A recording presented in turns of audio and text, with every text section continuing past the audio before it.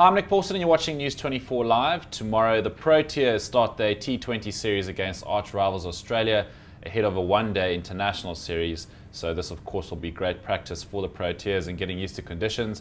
I'm joined in studio by Sport 24 editor Garen Lamley and chief writer Rob Howing to discuss the upcoming series. Gents, good morning. Thanks for joining us. Morning, Nick. Rob, I shall start with you. Looking at the squads, obviously JP Duminy, new captaincy responsibility for him. Both squads looking a lot of fresh faces, but one or two obviously stalwarts there too. Yeah, I think it's to be expected, Nick. I think this series is almost a sort of a nice to have in a way. You know, it's going to have mass appeal just because it is T20. It is South Africa against Australia, so automatically you've got that kind of headline status for it.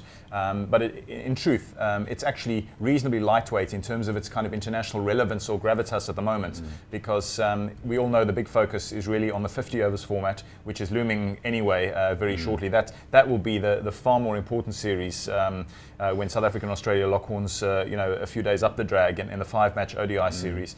So these are almost a nice to have. As you say, a little bit of a chance for some of the guys who will be playing across the formats to sort of stretch the limbs a little bit, get used to the Australian environment. But for the rest, it's both squads, not surprisingly, I think, look reasonably experimental. I don't think they would be if there was, say, a World 2020 on the horizon. But it's, the 50 overs format is what we're all gearing for this season. So it was a chance for a little bit of experimentation, which is no bad thing for either side. You get a chance to sort of stretch your pool of players if you discover any new young players of particular talent, or even a few sort of guys who perhaps bounce back into their own after having almost been put by the wayside for a bit. I'm thinking of someone like Robin Peterson, who got a late call up because of injury reasons, and suddenly he's back in the mix. We all know he's a pretty versatile cricketer.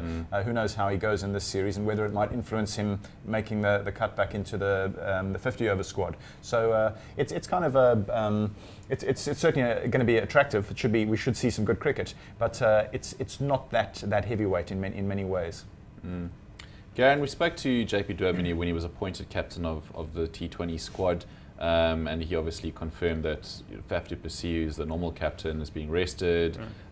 Is that all it is? I mean, do you think are there any sort of other powers at play behind the sort of change in captaincy, etc.? Yeah, I don't think so. I think JP's pretty much resigned to the fact he's in charge for these 3 matches, and that's going to be it. Faf going to take over when he's fit and back in the squad.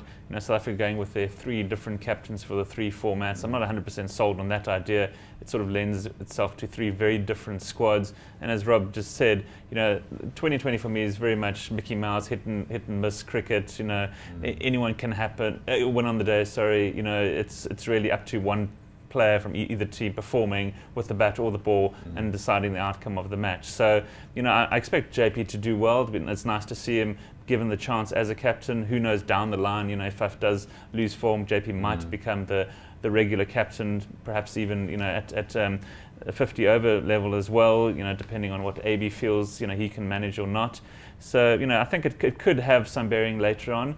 But for the moment, as Rob again correctly said, these 3 2020s are really just to kill time ahead of the 5-match ODI series, which then leads us into the World Cup in a couple of months' time. South Africa have a fantastic opportunity as the one nation currently playing in Australia, where the World Cup will be held in a couple of months, to get a feel of the conditions, and Australia obviously, who are likely to be contenders for that title at home as well. Rob, what can you tell us about some of these debutants? Radaba, Reza Hendricks, Riley Rousseau, we've seen a bit of him in the past. But I mean, obviously a great opportunity for them to put their hands up. But are they ready to play Australia? Yeah, it's a tough baptism in many ways. Kagiso Rabada, of course, was the star of the South African under-19 side. Is still only 19 years of age, I believe. Had a couple of sort of little wake-up calls at domestic level in the One Day Cup. I saw him have a couple of quite stressful days, which are just a little reminder to a young player, always very useful and educative, that success doesn't just come instantly, because he was trumpeted rightly after the under-19 World Cup. There will be some who say perhaps he's been been pushed in a little bit too soon. But I suppose at the same time, you know, the quicker you can blood a promising player like that, the quicker hopefully he can learn.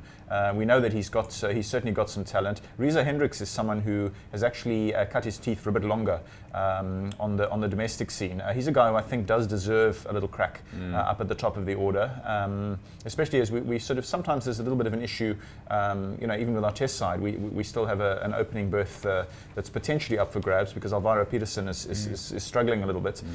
So interesting to see how he goes. And as I say, there are also a few other sort of slightly more senior players who've almost come back into the mix and are sort of trying to press their way through the funnel for selection in what's going to be quite a tight sort of conundrum for the selectors for which particular sort of, you know, lower order all-rounder type of players, for instance, are going to make the cut. Your McLarens, your Parnells, those sort of players are all vying to make sure that they play well for South Africa in both limited overs formats to then justify their places in the World Cup squad. So good competition on that front. I'm a little worried about the batting. I think the batting looks a bit light, given the fact that there's no AB, no Faf, no Hashim Amla for this particular T20 series.